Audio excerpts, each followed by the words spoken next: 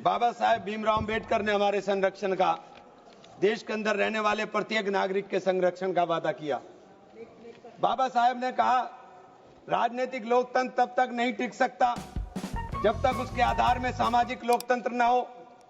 और सामाजिक लोकतंत्र का अर्थ है एक ऐसी जीवन शैली जो स्वतंत्रता, समानता और बंधुत्व के जीवन के सिद्धांतों के रूप में मान्यता देती है। मान्यवर, वक्फ बिल ला करके जिन्होंने इस वक्फ बिल को ड्राफ्ट किया, मुझे बड़ा ताज्जुब होता है बार बार।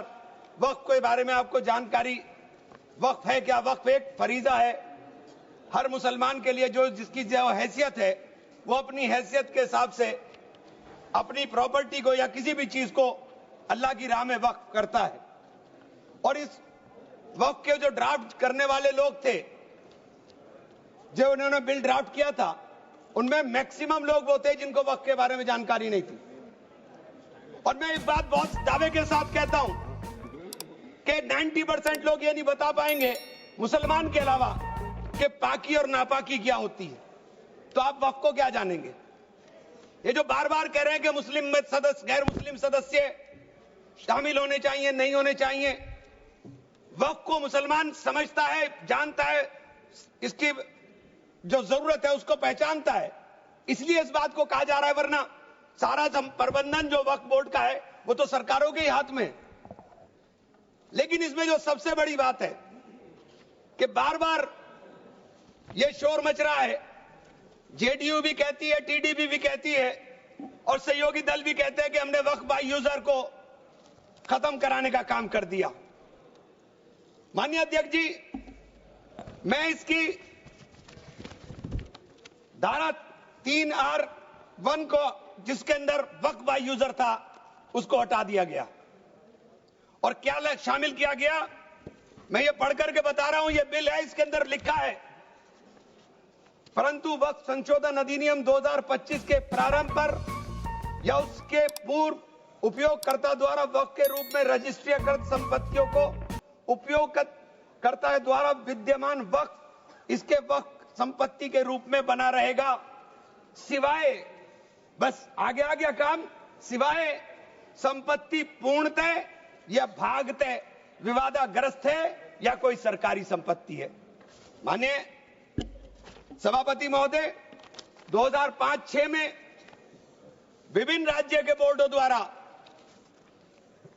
सच्चर कमेटी के समक्ष ये कहा गया, दिल्ली में 316, राजस्थान में 60, कर्नाटक में 42, मध्य प्रदेश में 53, उत्तर प्रदेश में 60, उड़ीसा में 53 ऐसी प्रॉपर्टी हैं जिनके ऊपर सरकार के कब्जा किया हुआ है। इसके बाद जब ये लागू हो जाएगा तो इसके ऊपर से वक्फ का अधिकार खत्म हो जाएगा।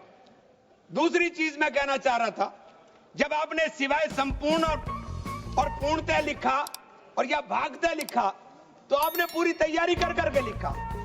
उत्तर प्रदेश इसका सबसे बड़ा उदाहरण है। उत्तर प्रदेश में 11,400 हेक्टेयर लैंड वक्फ की, 14,000 हेक्टेयर में से 14,500 में से 11,500 हेक्टेयर लैंड को सरकारी घोषित कर दिया गया है। 78% लैंड को सरकारी बता दिया गया है। और सरकारी लैंड कौन सी है?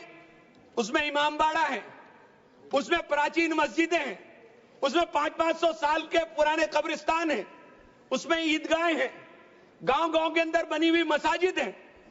और आप कह रहे हैं कि आपने वक्फ बाय यूजर खत्म करा दिया। ये इतना बड़ा हथियार दे दिया कि आप जाइए, लड़ते रहिए। इसके साथ ही इन्होंने कहा कि साहब, अब जब कोई विवाद पैदा होगा तो उस विवाद की स्थिति में डेजिग्नेटेड ऑफिसर उसको सुनने का काम करेगा और वो तय करने का काम करेगा कि ये प्रॉपर्टी किसकी है। लेकिन वो तय कब करेगा, इसकी कोई समय सीमा नहीं। और जब तक वो तय नहीं करेगा, वो प्रॉपर्टी का मालिक सरकार रहने का काम करेगी। तो 11,500 हेक्टेयर लैंड तो उत्तर प्रदेश के अंदर, और कर्नाटक का विवाद सबके सामने है। बड़ा शोर मचा था कर्नाटक में, मैं गया कर्नाटक के अंदर क्या मान्यवर, 1,12,000 एकड़ लैंड वक्फ की थी, जिसके अंदर से 71,000 एकड़ लैंड का अलॉटमेंट सरकार ने कर दिया और 19,000 और 20,000 के बीच में वहां के जो दरगाहों के या मुतवल्ली थे उन्होंने अपने परिवारों में बांट लिया। तो ये जो हंगामा बचा, 1999 में एक आदेश आ गया, वक्फ ऑलवेज वक्फ, तो ये पुराना आदेश नल एंड वाइड हो गया। सरकारें भाजपा की भी रही, कांग्रेस की भी रही, दोनों सरकारों ने नोटिस इश्यू किए। मैं उन नोटिस की कॉपी भी लेकर आया था। दोनों सरकारों ने नोटिस इश्यू किए, लेकिन जेपीसी ने हंगामा उतरा तो सब हमारे चेयरमैन साहब भी हवाई जहाज लेकर के गए, लेकिन खोदा पहाड़ निकली चुईया, वहां कुछ मिला ही नहीं, वहां कुछ नहीं मिला। इसी तरह से कहना चाहता हूं कि ये जो विवाद वाली स्थिति में आपने डेजिग्नेटेड ऑफिसर का प्रावधान किया, लेकिन उसके सामने ये नहीं लिखा कि ये कब तक तय करेगा। और आप बार बार कहते हैं कि साहब ये जो इसका संरचना होगी, इसकी 22 मेंबर वक्फ काउंसिल में होंगे, उसके अंदर 22 मेंबर में 10 मेंबर मुसलमान होंगे, सही है, 2 महिलाएं होंगी, सही है, लेकिन 12 मेंबर उसके अंदर नॉन मुस्लिम हो जाएंगे। वक्फ बोर्ड के अंदर पूरा का पूरा बहुमत गैर मुस्लिम भाइयों का हो जाएगा। मुझे इससे मतलब नहीं, क्योंकि मैंने अभी कहा कि भाई आप दूसरे जो ट्रस्ट हैं या जो दूसरे धर्म के ट्रस्ट हैं, उनके अंदर क्या आप दूसरे धर्म के लोगों को शामिल करने की अनुमति देंगे? नहीं है। काशी विश्वनाथ ट्रस्ट है उत्तर प्रदेश के अंदर, उसका अध्यक्ष पदेन अध्यक्ष जिलाधिकारी होता है, लेकिन उसमें एक क्लॉज लिखा है कि अगर किसी समय कोई जिलाधिकारी मुसलमान होगा तो उससे नीचे का या उससे ऊपर का अधिकारी उसका पदेन चेयरमैन होगा। आप मुसलमान के ऊपर यह शर्त लागू करते हैं, आप मुसलमान के ऊपर यह शर्त लागू करते हैं कि इसके ऊपर लिमिटेशन एक्ट, विधेयक के खंड 40A की धारा 107 जो वक्फ संपत्तियों की समय सीमा को अधीन करता था, लिमिटेशन एक्ट लागू करता था, आपने हटा करके 108 और 41 में 108 और 108A को हटा दिया। 1995 का जो वक्फ अधिनियम है उसकी प्रायज्यता पर रोक लगा दी थी, जिसका अर्थ है कानूनी दावों के समय पाबंदी के बिना आगे बढ़ाया जा सकता है। अब आपने रास्ता खोल दिया वक्फ प्रॉपर्टीज के ऊपर मुकदमों के लिए। जो वक्फ प्रॉपर्टी पर कब्जा बैठ करे हुए लोग हैं, अब वो कब्जा धारक जाकर के एडवर्स पोजेशन का दावा कर सकता है और मालिकाना हक हासिल करने की बात कर सकता है।